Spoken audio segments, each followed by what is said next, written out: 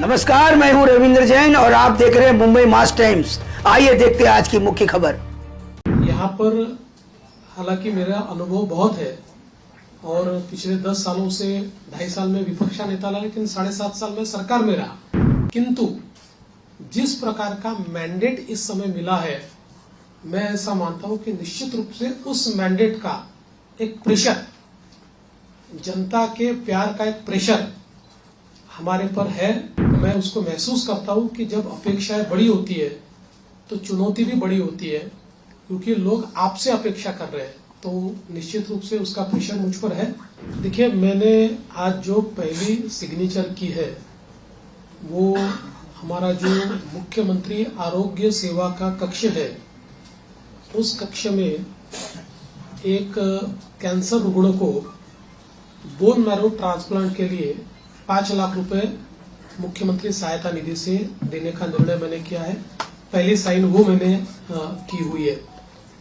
और यहाँ पर हालांकि मेरा अनुभव बहुत है और पिछले 10 सालों से 2.5 साल में विपक्ष नेता रहा, लेकिन 7.5 साल में सरकार में रहा, का अनुभव भी बहुत है।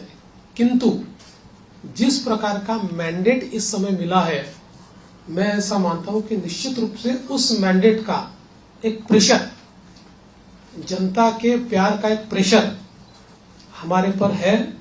और मैं उसको महसूस करता हूं कि जब अपेक्षाएं बड़ी होती है तो चुनौती भी बड़ी होती है, क्योंकि लोग आपसे अपेक्षा कर रहे हैं, तो निश्चित रूप से उसका प्रेशर मुझ पर है।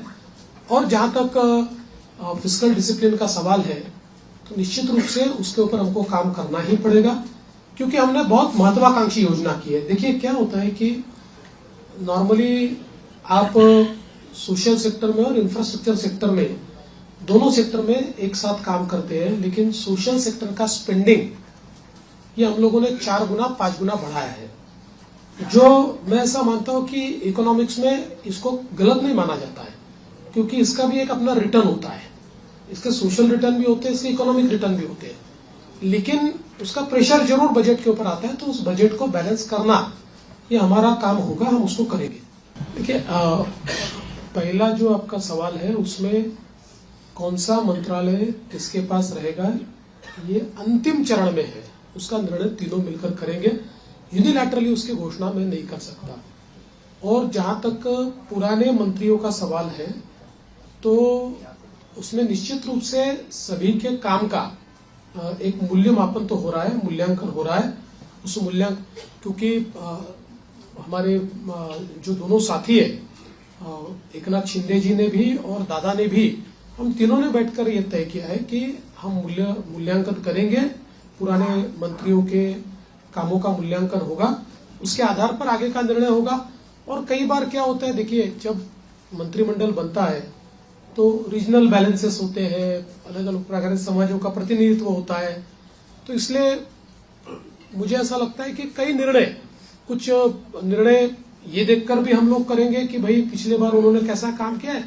कई बार ये होता है कि किसी ने अच्छा काम भी किया होता है, लेकिन रीजनल बैलेंस में क्योंकि 3 लोगों को मंत्री पद बांटने हैं, तो आगे पीछे होता है।